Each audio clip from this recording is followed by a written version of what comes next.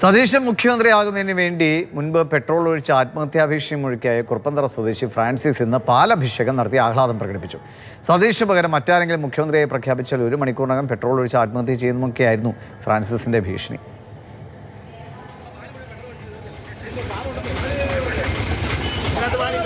ഷിനോജ് വിവരങ്ങൾ വേണ്ട. ഷിനോജ്, എന്തായാലും ഒരിക്കലും അനുകരിക്കാൻ പാടില്ലാത്ത അല്ലെങ്കിൽ കൂടുതൽ മൈലേജ് കൊടുക്കരുതാത്തൊരു പ്രകടനമായിരുന്നു അദ്ദേഹം നടത്തിയത്. എന്തായാലും ഇന്ന് പാലം കൊണ്ട് തീർത്തല്ലോ അല്ലേ?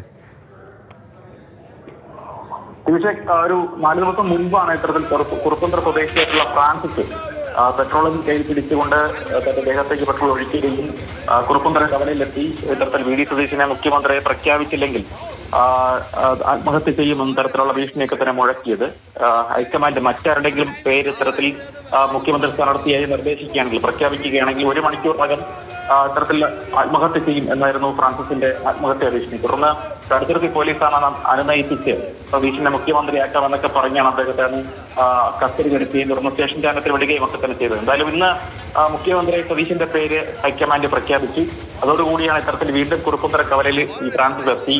അതിനുശേഷം കയ്യിലുണ്ടായിരുന്ന പാല് അദ്ദേഹത്തിന്റെ ദേഹത്തേക്ക് ഒഴിച്ച് വീണ്ടും ഇത്തരത്തിൽ ഈ ആഹ്ലാദ പ്രകടനം ഇപ്പോൾ നടത്തിയിരിക്കുന്നത്. രവീഷ് സൂചിപ്പിച്ചതുപോലെ തന്നെ ഒരിക്കലും പ്രോത്സാഹിപ്പിക്കാൻ കഴിയാവുന്ന തരത്തിലുള്ള ഒരു പ്രവൃത്തിയാണ് ചെയ്തത്. എന്തായാലും സതീശൻ മുഖ്യമന്ത്രി ആയതോടുകൂടി ഇനി ഇത്തരത്തിൽ ഒന്നും ഉണ്ടാകില്ല എന്ന് നമുക്ക് പ്രതീക്ഷിക്കാം.